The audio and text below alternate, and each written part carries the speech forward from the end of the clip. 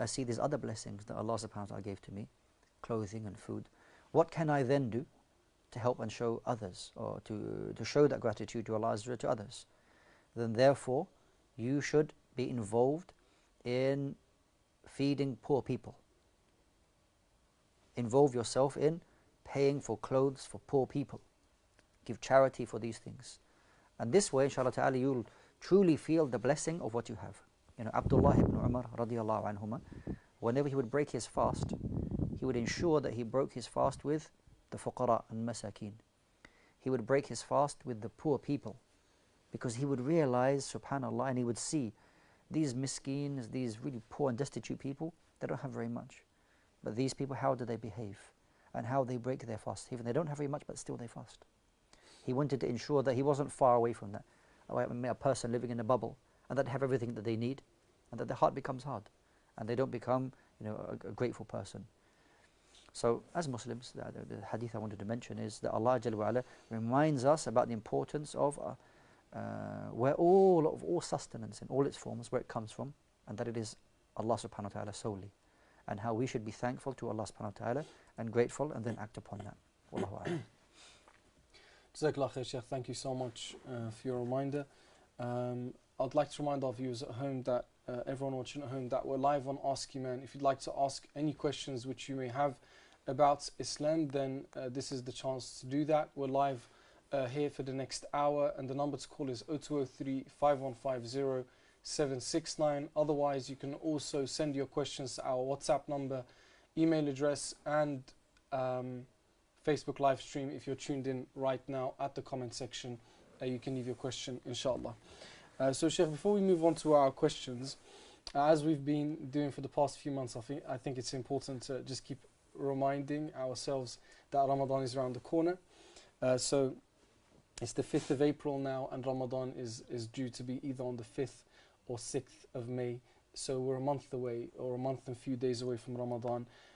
Could you, Shaykh, give us a reminder, or where should we be right now in terms of our thinking or our feeling that whilst Ramadan is just a few weeks away? Yeah, so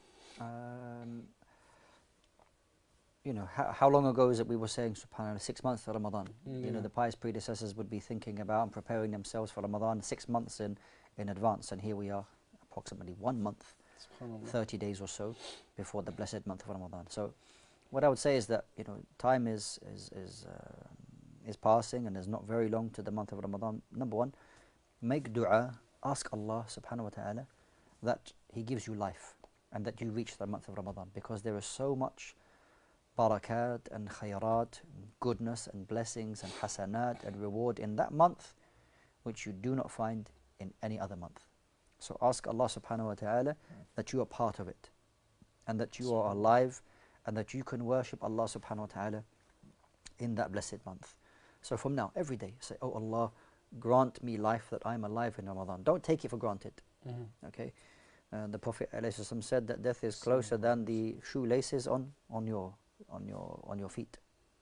Death can come to us at any time. So this is number one. Number two is that what is it that you are looking forward to in the month of Ramadan? Fasting. So we know that the Prophet ﷺ used to fast extensively in the month of Sha'ban. Okay. So fast in this month as much as you can.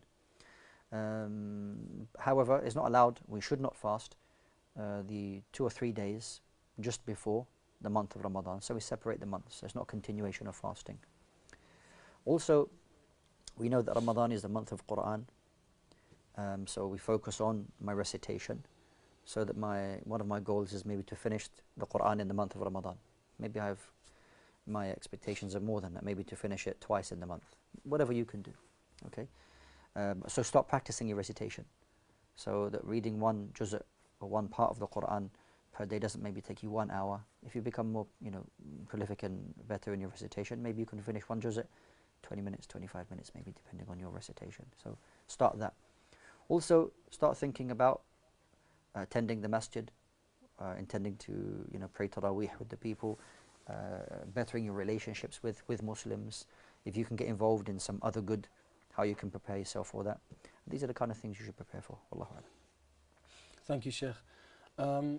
You mentioned, so we spoke about Ramadan coming up, Sheikh, and if we know from many hadith that Ramadan and the Quran, that Ramadan is a very valuable month to the believer. Now, if someone, Sheikh, is not thinking about Ramadan, and what a great loss it would be to not take care of it and not do the right actions that are to be done to make sure you make the most out of it, can we say that an individual who's feeling this or has lost their priorities or lost kind of track of life, or where they should be, in terms of where their mindset should be? Because we can get caught up in so much around us. So, let's say it's a month away from Ramadan. Maybe there's somebody, brother or sister at home, and they say, oh, only a month away. Let me see the timetable. And the first thing they're looking for is, how many hours do I have to fast? And then they say, oh, that's a long time. And then they begin to get a bit afraid or worried, and it's going to be I don't think I'm going to enjoy it, and things like that. We'd say that don't start looking at Ramadan as just a matter of time, just to stay away from food and drink, okay? But rather, that's just a stepping stone. That's not the goal. The goal is not just for you to stay away from food and drink. That's just a means for you. It's like a bridge, and that you want to reach the other side. And the other side is that you want to be in a state of, or raise yourself in taqwa. Allah subhanahu wa ta'ala says, لَعَلَّكُمْ تَتَّقُونَ, that, fasting was prescribed upon you so that you can gain and become more God conscious. You have consciousness of Allah subhanahu wa ta'ala more. That impacts your thinking, that impacts your worship, that impacts your speech, that impacts every part of your life. That's what fasting can do for a person, okay? So maybe listen to a lecture about the benefits of Ramadan, how to prepare for Ramadan. There are many trusted, and I would say, don't just go to a search bar and look for anything and you find anybody. Maybe ask a good friend, maybe who has knowledge of good speakers, trusted speakers, people of knowledge, not just anybody, because you could find anybody. You ask, trusted people. You say, who do you advise listening to about, preparing myself for Ramadan? It's not too late. No way, it's not too late. You have time, inshallah ta'ala. And these are the kind of things you could do. Wallahu a'lam. Thank you, Sheikh. Our next question is from WhatsApp. The question is, Assalamu alaikum. If you are traveling at Dhuhr time, can Dhuhr and Asr be combined and prayed at home before traveling? Jazakallah khair. So, if a person intends to travel, the traveler is allowed to join their prayers, and similarly is allowed to shorten their prayers. But you should only do that once you have left the outskirts of the city that you are living in. The Prophet ﷺ would not shorten his prayer nor join his prayer while living in Medina. But once he ﷺ had gone beyond the outskirts of Medina, then he would, because he knows he's going on a journey, he would then begin shortening and joining his prayers, but not while in the city. Okay, so you don't do that, only when you've gone beyond the outskirts of your city. Wallahu a'lam. Jazakallah khair, Sheikh. Thank you so much for that. Thank you so much to everyone who's tuned in so far. We're going to take a few minutes break as usual. After that, we'll be back to continue with our show. So until then, stay tuned. Wassalamu alaikum wa rahmatullahi wa barakatuh.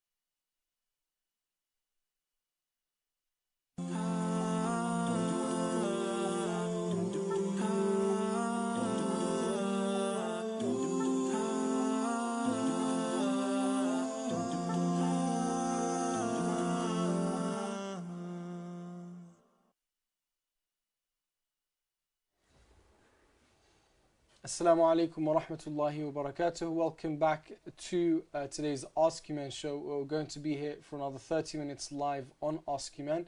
If you have any questions, brothers and sisters, then give us a call on 0203 5150 769. Otherwise, you can send us your questions to our WhatsApp number, email address, and if you're tuned in on Facebook right now, then you can use the comment section to leave your question there, and we'll put it forward to the Shaykh, inshallah. Assalamu alaikum, Shaykh. Welcome back after the break. Wa alaikum salam wa rahmatullah. We're going to move on to our next question from WhatsApp, and the question is: Can masah be done over ordinary socks?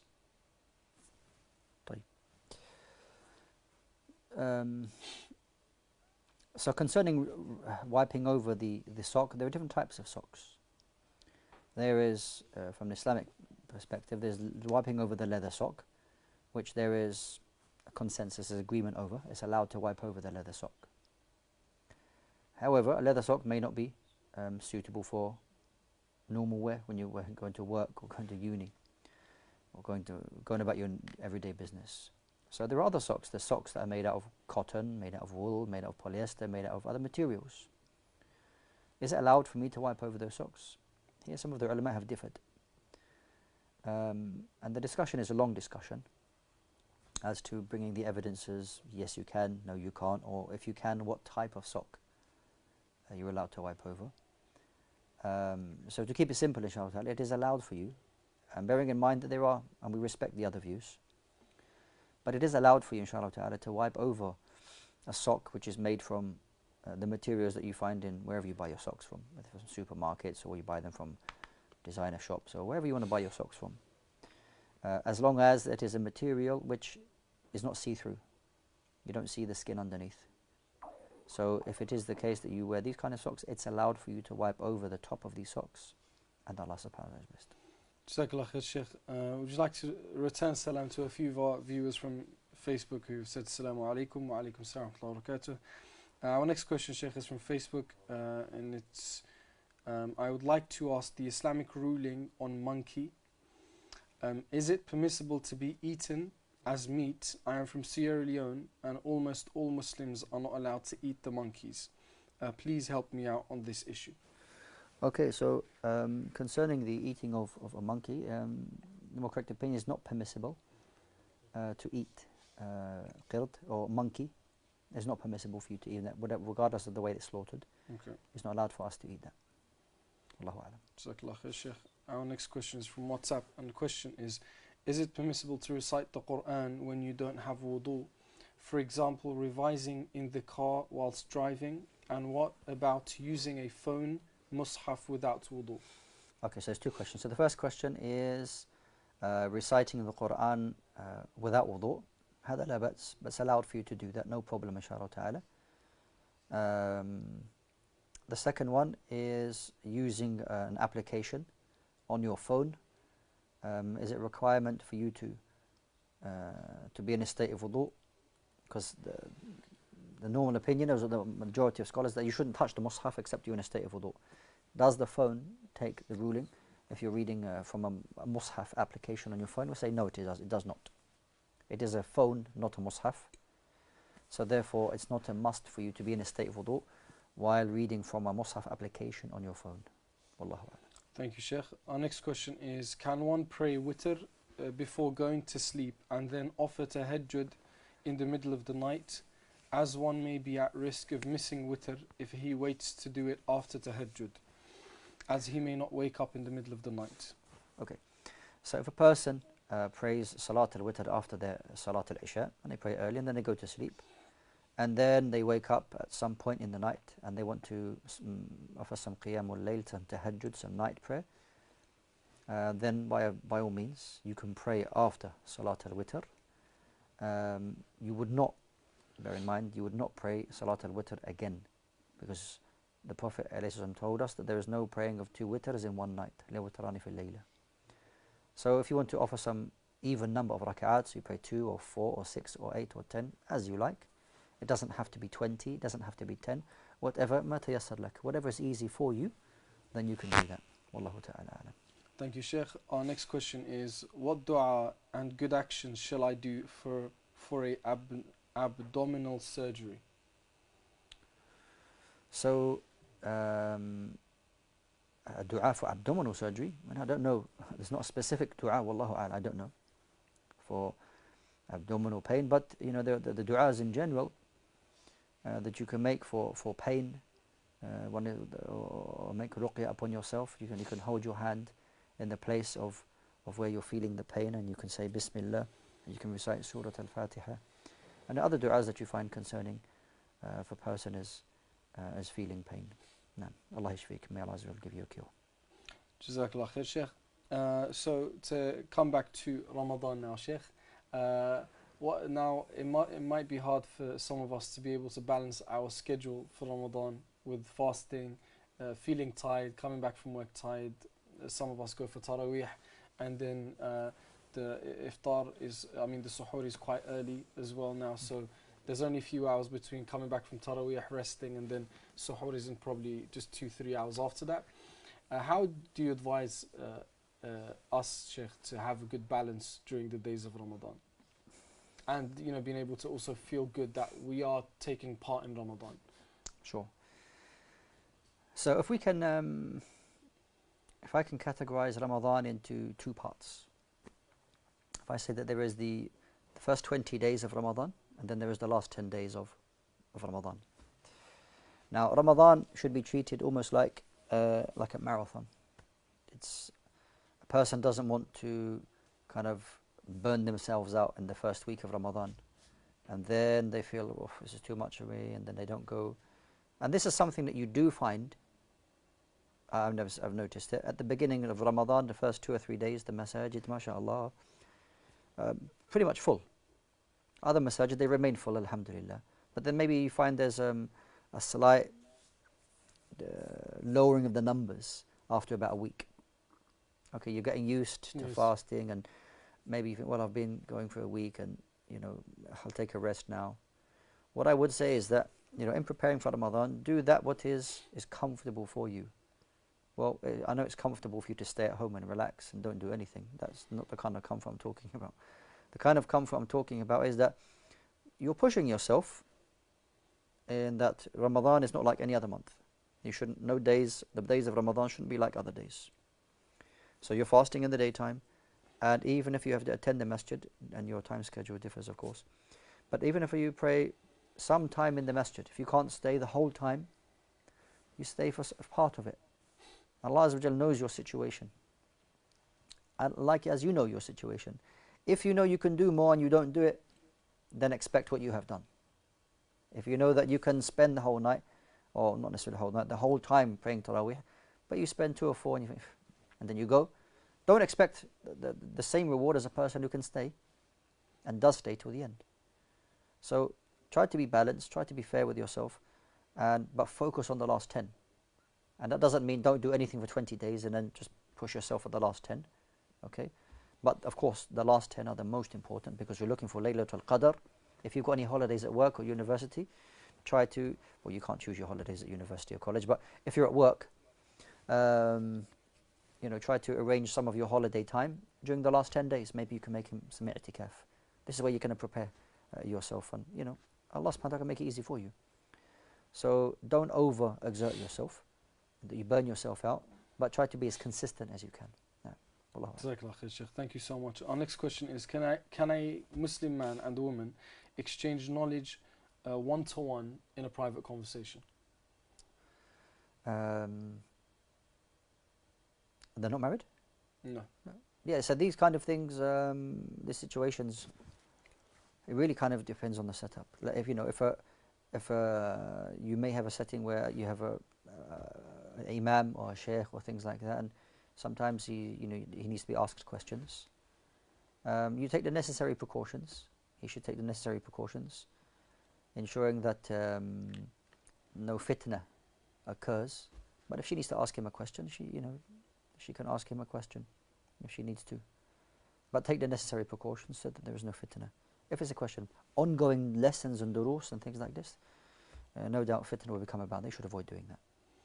Jazakallah khair, Shaykh. Our next question is from Facebook. The question is, what is the correct order if you miss salat from Fajr all the way down to Isha, so the whole 5 salawats. I'm not sure exactly the question is. Yeah. Is Well, I'm prayers trying to should be ask it. prayed in order. I don't know, maybe the person slept the whole day. Yeah, It can happen. yeah. Okay. Mm. If that was the case and you woke up in the evening, mashallah, you slept for a long time, but yeah, you Mm. pray the prayers in order. You prayed Fajr and then Dhuhr and then Asr and then Maghrib and then you pray your Isha. Jazakallah khair, Shaykh. Oh, yeah. Our next question is, Assalamu alaikum, Shaykh. So, Is it correct to marry only for the sake of getting rid of our desires? So any act of ibadah, and marriage is an act of worship, it should be done for the sake of Allah subhanahu wa ta'ala. But along with that, there will be some worldly kind of gain with that. If you have a strong desire, then alhamdulillah you have a relationship with your spouse, and then you're able to lower your gaze and control your desires from this respect. But if it's ibadah, you should solely, first and foremost, it should be for the sake of Allah subhanahu wa ta'ala. And as we know that getting married is completing half of your religion, in that there are certain things that you can only do when married. Wallahu ta'ala a'lam. Thank you, Shaykh. Jazakallah khair for your answer. Thank you so much to everyone who's tuned in so far. We're going to take a short break for a few minutes and then we'll be back, inshallah. For now, assalamu alaikum.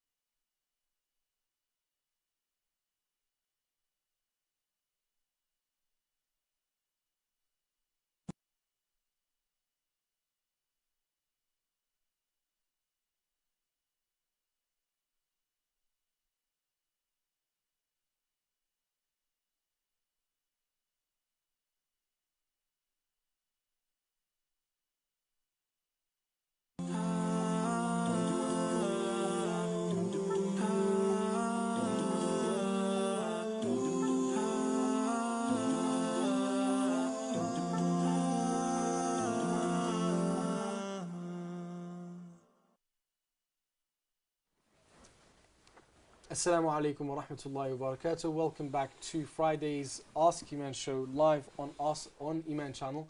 We're going to be here for another 30 minutes inshallah to take your questions, brothers and sisters, and get them answered for you authentically according to the Quran and Sunnah. So if you have any questions, give us a call now on 0203 5150 769. Otherwise, you can send your questions to our WhatsApp email.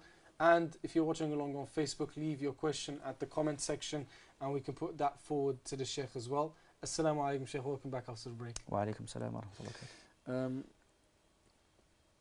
We'll move on to our next question, Shaykh.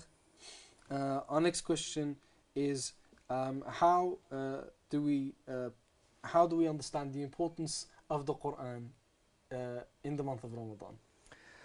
So we know that we add importance, or focus on, I should say, focus on the importance of the Quran in the month of Ramadan, in that Allah subhanahu wa ta'ala reminds us, شهر رمضان الذي أنزل فيه القرآن هدى للناس, that Allah subhanahu wa ta'ala reminds us that the month of Ramadan in which the Quran was revealed as a guidance to mankind. So it is a very important like waqfa, or for us to ponder over why Allah subhanahu wa ta'ala mentioned this fact to us. That the month of Ramadan is the month the Quran was revealed. Therefore, this is something I need to focus on. I need to, we know that the fact that Jibreel alayhi salam would go through the Quran with the Prophet alayhi salam in the month of Ramadan. Again, it shows an emphasis on the Quran. And likewise, you find the companions with Umar al-Khattab radiallahu anhu, that he would join all the Muslims to pray behind one Imam, Ubay ibn Ka'b radiallahu anhu, and they would pray Taraweeh, and they would go through the Quran. Everybody could hear the Quran. So the month of Ramadan is especially important for us to recite and ponder over the Quran, in that Allah Azza wa Jalla reminds us about that.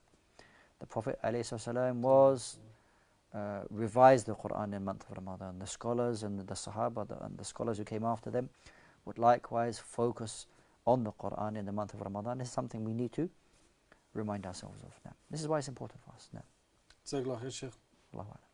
Thank you for your answer. Our next question is it permissible for a husband to listen to his parents at all times and neglect his wife? So there should be no clash really. The husband should be, inshallah, wise enough to prioritize the needs of both his parents and his wife. It shouldn't be a state where I'm going to ignore the needs of my wife or negate the needs of my parents. But you do your very best for both. And Allah subhanahu wa ta'ala did not reveal to us a deen which, by fulfilling the obligations, that it clashes with other people. No, Wallahu a'lam. Thank you, Shaykh. Our next question, I read it, scanned it before we asked it. It's about cryptocurrency. And why it just made me smile is because, we always go through these phases where there's this trend and then it dies and something else goes.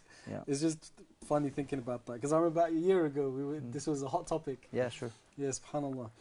So, Shaykh, the question is cryptocurrency where 50% of each coin is secured against gold halal? Is that making sense so far? It makes sense so far. Gold halal. Or haram. Yes, halal or haram. Given the gold is a tangible asset.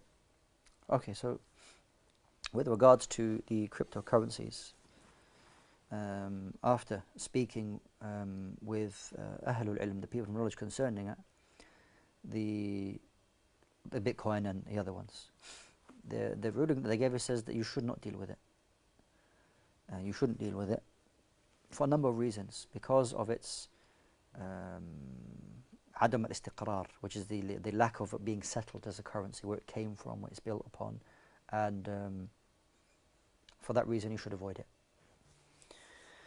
Now it seems to have, and I was unaware of this particular point, but now it seems that because previously it wasn't based on any kind of or supported or held up by gold or something like this. It was at its own independent value, and it fluctuated up and down. Now they're saying half of it is supported, it's worth its value with gold, so the other half isn't, which still leaves us in a situation where there's lots of question marks concerning that. So therefore, what the ulama have said concerning this essentially wouldn't change because of the unknown quantity of really what we're dealing with. Wallahu ta'ala. Jazakallah khair, Shaykh. Our next question is, Assalamu alaikum. What Islamic advice would you give our sons and daughters about the knife crime going on? This is an extremely important question, subhanallah. And it is something that is affecting, we shouldn't say this is just affecting Muslims. This is affecting all communities across the board. It seems that nobody really is safe from, or one particular group is targeted. It could be anyone. You know, here in London, I think there was an incident where there was an individual randomly stabbing people. And it seems, alhamdulillah, that the individual was caught. But before that happened, there were 5 completely innocent bystanders just walking down the street, and they were stabbed. I think I heard as well that it is unfortunate, subhanallah, that one has been paralyzed, that the spinal cord was damaged so much that I don't think the person will be able to walk again. This is just something which is really, subhanallah, it is, the situation is really chaotic concerning this. And not only, you know, trying to catch these individuals and bringing them to whatever justice is in the land is not only a priority, but you need to go to the roots of the issues. Why are these things happening? Why is it that the youth feel that it is necessary to resolve their own problems, whether it's postcode kind of battles or gangs or for other reasons? Why are they involved in these things? What has caused them to be part of, well, we know that human beings, as part of our nature, we want to belong to something. But why are they drawn to kind of gangs which are, by and large, then involved in drugs, you know, and involved in vices of all different types? So each community has a responsibility, and because each society is made up of different communities. So if there is a positive kind of input that the Muslims can have concerning the young shabab, not only speaking to the youth that come to the masjid, because they come to the masjid, and alhamdulillah, you would assume that, you know, that not maybe involved in those other things. But we're talking about the Muslims who don't come to the masjid, who in, you know, on street corners, around, you know, in the local area. These are the ones we need to engage with. These ones we need to speak with. So how do we reach out to them? And this is why it's important because they all have parents. They haven't just popped out from nowhere. They all have parents. They all have family members. How do we engage with the Muslim community, engage with these families, to then in turn try to get in contact with these young shabab? And this is something which needs long-term planning, and it needs investment. It probably needs investment, whether it's from local government or national government, and setting up things which will deter young shabab from getting involved in these things when they're at the age of 7 and 8 and 9, and they're fairly young, and you can influence them positively. What are we pulling them towards? Because at a certain age, and it differs from one age to the other, maybe it's 11 or 12 or 13 or 14, something happens during the life of that person, they decide to take another path. And what is attracting them to take that path? We need to kind of understand that, you know, we don't just want to kind of like, if you've got a problem with an issue, you don't want to just start dealing with the peripheral issues. You want to deal with the core, the root issue. Why are the young youth and the youngsters getting involved in these things? Okay, and you know, it needs research, it needs investment, and it needs all communities to pull together, to come together, to deal with this situation. Now, Wallahu a'lam. Thank you, Jazakallah khair, Shaykh. You mentioned, Shaykh, mosques at the beginning. You mentioned mosques are where these kids might come, but then there's kids that are out there we need to reach out to. We see, Shaykh, that our mosques can be very just within the mosque. They don't come out of the mosque. Yeah. And I'm not saying about the community. The community comes in to pray. Yeah, for sure. But I'm saying mosques seem to stay within themselves. How was this the model of the Prophet's mosque, alayhi salam, or how was that in comparison to this? Yeah, so the role of the masjid, the primary role of masjid is it is a masjid. And by the word, it is a place of prostration. Okay. It is a place of ibadah, it's a place of worship. That's its primary use. But added to that, there are other things. It is a place of learning. It is a place of tarbiyah. It is a place of upbringing people. It is a place of so many things. And the masjid of the Prophet ﷺ was used in many ways to impact the community by that what is suitable for that community. There's not just what this is the way. Of course, there are certain fundamentals that we will all follow. But depending on the dynamics of the community and that society, what I mean by that is one society may differ from another society, whether you're living in Africa or you're living in maybe in China or you're living in other parts of Asia or even within Africa itself, Northern Africa or Southern Africa or Middle Africa, Western and Eastern Africa. They all have different kind of communities. That masjid should try to tailor itself to the mindset and that community and how we can best bring them in. Now, living in Muslim lands is maybe, it's easier for you to have an impact because the whole society is Muslim or by and large is a Muslim. As for non-Muslims, non-Muslim countries, maybe it's something we can discuss further now. Jazakallah khair, Shaykh. Thank you so much. Can we come back to that after the break, maybe? Yeah, please, inshallah. Thank you so much. Thank you to everyone who's tuned in so far. We're going to take our last break for the show and then be back for the last 10 to 15 minutes, inshallah. For now, assalamu alaikum.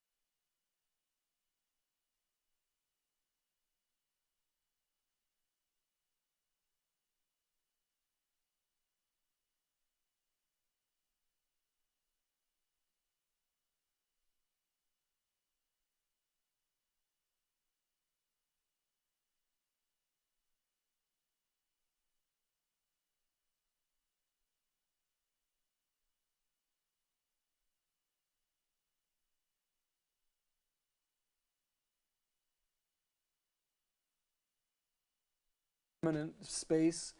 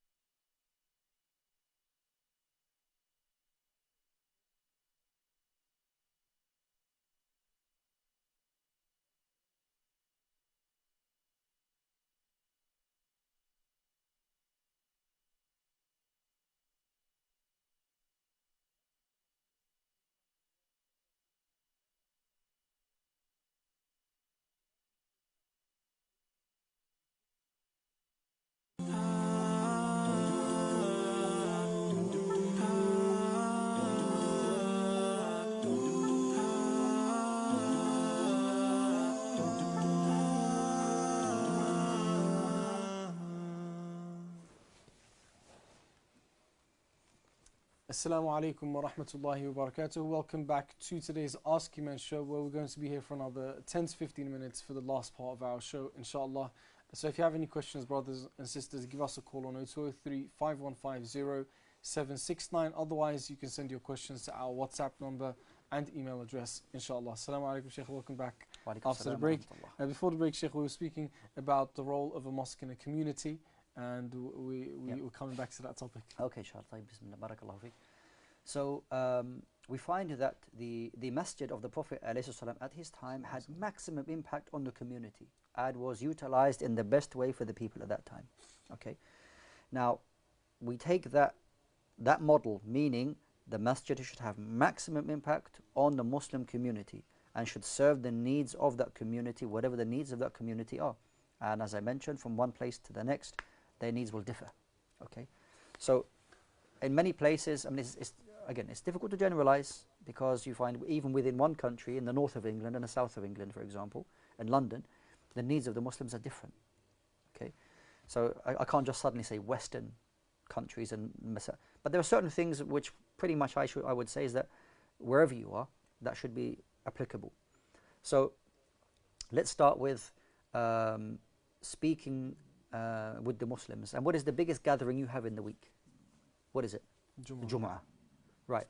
This is the single biggest gathering you have on a weekly basis, where the doors, mashallah, are packed and Muslims come to listen to the khutbah.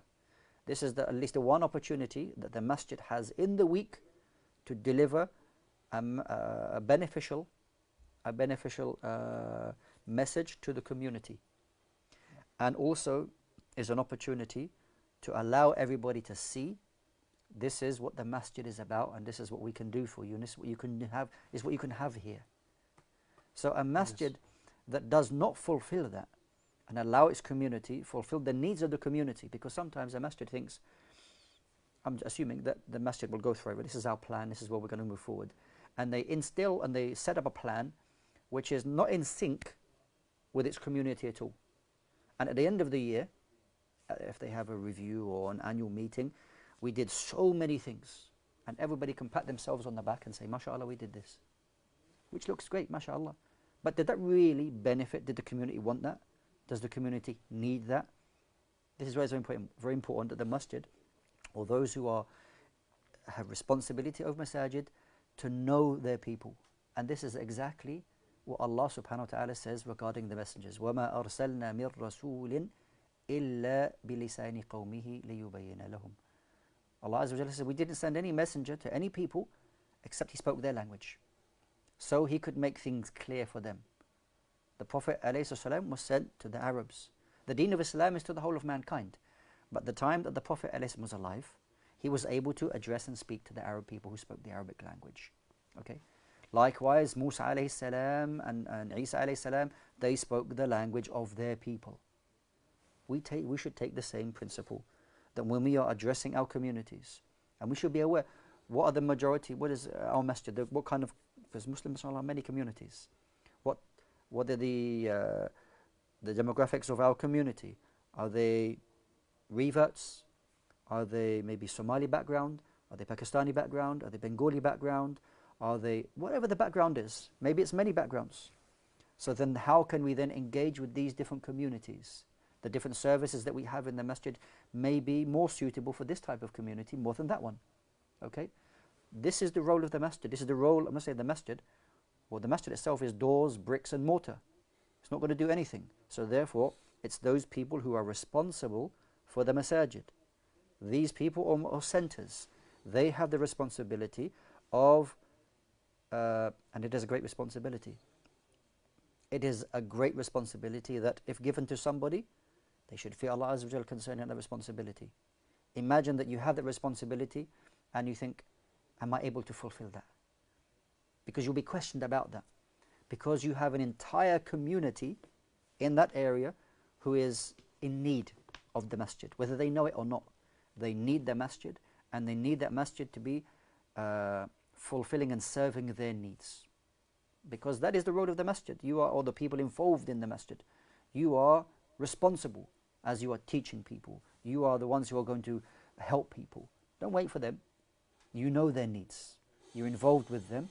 And then in turn, you can take things forward. It's a long discussion, and maybe this can be on another show that we do. No, Jazakallah khair, Shaykh. Thank you. It's very beneficial. Now, so Shaykh, the people, like those responsible with the masajid are, that they are few, and so the many are the people that attend the masajid. So we've covered that. Now to cover the other side, how can a person, just generally who attends the masjid and stuff, be of good to his local masjid, just to put it simply? MashaAllah, very good. So what I would say is that, and I don't want to just, exactly, sisters. I don't just want to focus on masajid, okay? What I'm talking about is, it could be any Islamic institution. It could be a charity, for example, right? So if a charity is asking for donations and gathering donations and spending the donations in not a way that's not really been studied and done properly. Okay, not utilizing the money in the best way. Then they're responsible for that. So therefore, it's upon that charity to look at where the needs are, and then therefore support those projects in the very best way, because you need to prioritize at times. What I would say is that for musallin, or those people who attend their masjid, is that masjid is as yours as it is as everybody's. Nobody owns the masjid. It's the house of Allah subhanahu wa ta'ala. Of course, there are people who are given responsibility over the running, which is their responsibility. Nobody thinks we're going to start taking over and revolutionizing and setting up a revolution, taking over. That is not how it should be.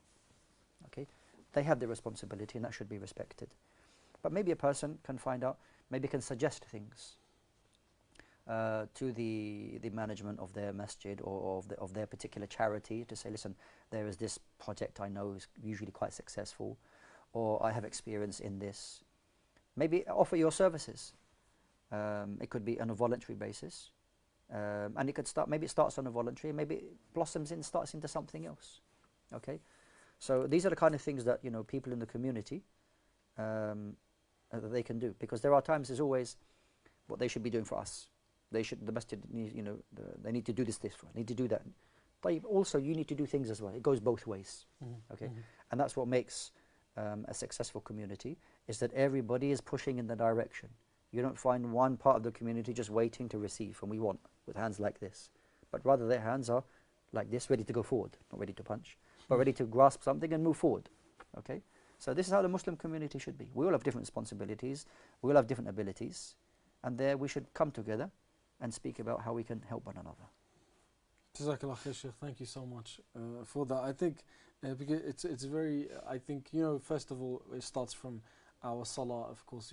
As Muslims, to be well enough in ourselves and our iman to be of benefit to first ourselves or those around us. But then I think after that, it starts being, how are you a healthy part of your community? Yeah. And it's important to get involved and to have that feeling of wanting to get involved, because in the end, these messages that are built on charity, either just been given or by others or given by those who are running it, and you can't be someone who comes and just benefits from it and walks away. You have to be part of giving back to the community. No, so Jazakallah khair. Jazakallah khair, Shaykh. Our next question is, Assalamu alaikum. Can I give sadaqah to my brother who has very little income and has kids also? If you have any close member of family who's in need, then I push you to give whatever charity you can to help them. Of course, it's your brother, and giving charity is a highly recommended act, especially for those who are close in relation to you. Yes, so by all means, give whatever you can to them. May Allah make it easy. So, Shaykh, the sadaqah has become something, for example, where we understood it, maybe it is the correct way, maybe not, that's why I'm asking you.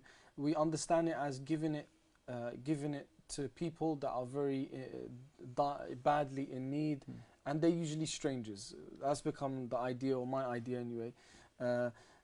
So is there a difference, Shaykh, between the sadaqah Islamically, that, for example, a man works very hard to provide for his family, so he's not giving that money to himself, there's part of it he's probably eating, but then a big part of it goes towards benefiting his children, his household, and so on. And is there a difference between that and between feeding someone hungry or homeless, either in your locality or abroad somewhere? Yeah, so there are obligations upon any individual who is responsible over his family. It's an obligation for you to financially support those who are within your, I don't say under, but within your household, if you want to put it. Okay, so for example, the husband is financially obliged to financially support his wife and children. It's not upon them to do it; he has to do that. And then it's surplus money that he has. Okay, because the best charities you can have is spend on your family. Well, that's something you have to do. Okay. You have to financially support them. Anything extra than that, and that's up to you what you want to do with that. You can, if you think that it is that you want to spend it on your family, give something extra to them, then you can do that. Or if you think it's something that you want to spend on people who are maybe in a more desperate situation than you, then you can do that. It's not as though you're going to give one charity once in your life. Inshallah ta'ala, you'll have many opportunities to give charity. So whatever time that you're able to do that, judge the situation best with a pure intention, and you do it for the sake of Allah Azza wa Jalla, seeking Allah's reward and helping people. And that's what the best thing you can do at that time. Wallahu a'lam. Jazakallah khair, Shaykh. That brings us to the end of our show. Thank you so much for joining us today. Thank you so much to everyone who's tuned in today into the show, called in or sent their questions. We're going to be back tomorrow for the Ask Eman late night, inshallah, at 10 o'clock. Until then, thank you so much for tuning in. Wassalamu alaikum wa rahmatullahi wa barakatuh.